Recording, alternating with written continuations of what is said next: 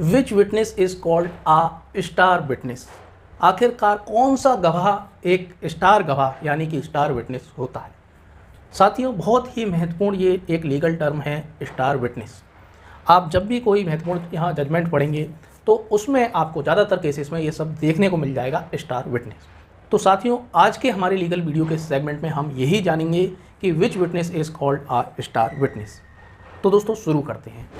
तो दोस्तों, मुकदमे का जो सबसे महत्वपूर्ण गवाह होता है, जिस पर पूरा मुकदमा यहाँ टिका होता है, कह सकते हैं मुकदमे की रीढ़, बैकबोन ऑफ द केस, किसकी तरफ से ये स्टार विटनेस पेश किया जाता है? तो दोनों की तरफ से। जिसके पास भी स्टार विटनेस मौजूद है वो अपनी तरफ से कोर्ट में ये स्टार विटनेस पेश करता है। यदि प्रोसिक्यूशन के पास यहाँ कोई स्टार विटनेस है, मोस्टली केसेस में प्रोसिक्यूशन के पास ही स्टार विटनेसेस होते हैं, वो कोर्ट में पेश करते हैं। यदि उनके पास यहाँ स्टार विटनेसेस हैं तो वो कोर्ट में पेश करेंगे। यदि एक्यूज्ड के पास कोई यहाँ स्टार विटनेस है, जैसे कि कोई घटनास्थल पर कोई व्यक्ति मौजूद था और वो कहता है कि ऐसी तो कोई घटना हुई नहीं थी, एक्यूज्ड तो वहाँ पर था ही नहीं, तो he is a star witness from the side of accused.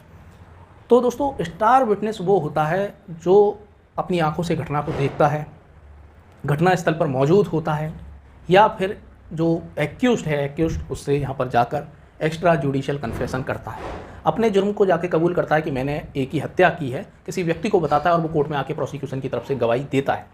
तो ये यहाँ स्टार विटनेस होता है। स्टार विटनेस वह प्रमुख या मुख्य गवाह होता है जिसकी गवाही किसी मामले में निर्णायक भूमिका निभाती है। स्टार विटनेस का बयान मुकदमे के नतीजों को प्रभावित करता है। स्टार विटनेस के भरोसे पर पूरा केस खड़ा होता है और यदि वो हॉस्टाइल हो जाता है तो मुकदमा गिर भी जाता है। तो दोस्तों, जो हॉस्टाइल विटनेस है, मोस्टली जो केसेस होते हैं उसमें जो सूचना दाता होता है और जो पीड़ित होता है वो ही स्टार विटनेसेस होते हैं। और भी महत्वपूर्ण यहाँ पर गवाह होते हैं जो कि स्टार विटनेसेस हो सकते हैं, जैसे कि घटनास्थल पर मौजूद व्यक्ति जिसने अपनी आंखों से घटना होती हुई देखी हो, ठीक है, तो वो स्टार विटनेसेस होते हैं। तो दोनों ही पक्षकार की तरफ से, एक्यूज्ड की तरफ से या प्रोसिक्यूशन की तरफ से, दोनों ही पक्षकार जिसके पास भी ये स्टार विटनेसेस मौजूद है अपने केस को मजबूत करने के लिए, वो कोर्ट में पेश करा सकता है। यदि स्टार विटनेस हॉस्टाइल हो जाए या अपना बयान बदल दे तो इससे अभियोजन पक्ष की स्थिति बहुत कमज़ोर हो जाती है और ज़्यादातर मामलों में देखा जाता है कि जो एक्यूज्ड होता है वो बरी हो जाता है। प्रोसिक्यूशन की तरफ से जो स्टार विटनेसेस होते हैं मोस्टली मामलों में, जैसे कि पीड़िता है, पीड़िता की माँ है या पिता है या उसका भाई है जिसने घटना को खुद ही अपनी आंखों से देखा, घटनास्थल पर या मौजूद था, उनमें से कोई भी, यदि वो हॉस्टाइल हो जाते हैं, यदि वो अपनी यहाँ पर गवाही से मुकर जाते हैं, जो उन्होंने पुलिस को तो बताया कि ऐसा ऐसा हुआ था, ठीक है, मेरी बच्ची के साथ बलात्कार हुआ था, लेकिन कोर्ट में यदि वो महत्वपूर्ण गवाह जो स्टार विटनेसेस हैं वो मुकर जाते हैं तो यहाँ पर एक्यूज्ड बरी हो सकता है। यदि मेडिकल एग्जामिनेशन उस पीड़िता ने नहीं कराया है तो यहाँ संदेह का लाभ यहाँ एक्यूज्ड पक्ष को मिलेगा और उसे यहाँ पर बरी भी किया जा सकता है। तो दोस्तों, आप समझी गए कि who is a star witness. कुछ हम एग्जाम्पल देख लेते हैं इसके। अगर किसी चोरी या हत्याकांड के समय कोई व्यक्ति वहाँ मौजूद था और सीधे तौर पर उसने अपनी आंखों से देखा था कि अपराध किसने किया, तो वह स्टार गवाह होता है, स्टार विटनेस होता है। पीड़ित या पीड़ित का परिवार, किसी बलात्कार या छेड़छाड़ के मामले में पीड़ित या उसकी मां या उसका पिता स्टार विटनेसेस यहाँ मोस्टली केसेस में देखे जाते हैं, क्योंकि उन्हें ही सबसे पहले यहाँ घटना के बारे में पता चलता है और पीड़िता उन्हें बताती है या उन्होंने खुद ही देखा होता है। अंदरूनी व्यक्ति विसल ब्लोवर, भ्रष्टाचार के मामले में कोई व्यक्ति यहाँ सूचना देता है कि इस डिपार्टमेंट में इस तरीके से भ्रष्टाचार हो रहा है, तो वो यहाँ स्टार विटनेस होता है। बच्ची के यौन उत्पीड़न के मामले में पीड़िता की मां या उसका पिता या घटनास्थल पर मौजूद प्रत्यक्षदर्शी जो आई विटनेस है, वो मामले में, यौन उत्पीड़न के मामले में स्टार विटनेसेस होते हैं।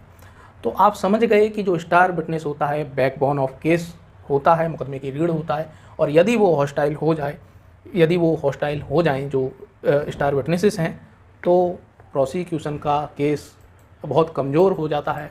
It is fatal for the prosecution और ज़्यादातर मामलों में अभियुक्त बच जाता है।